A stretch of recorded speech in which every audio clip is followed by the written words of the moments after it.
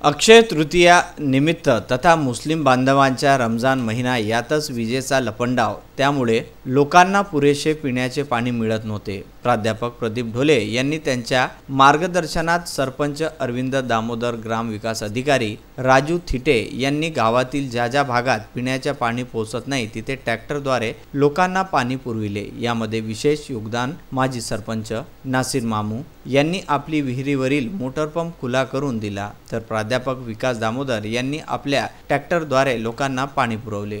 अशा प्रकारे स्तुत्य उपक्रम घोडेगाव येथे राबविले जातात। त्यामुळे जिल्ह्यात सामाजिक सलोखा व राष्ट्रीय एकात्मता यासाठी घोडेगाव ग्राम एक खूप मोठं मूर्तिमंत उदाहरण आहे। विदर्भ न्यूज करिता तेल्हारा येथून गुरुदेव इसमोरे।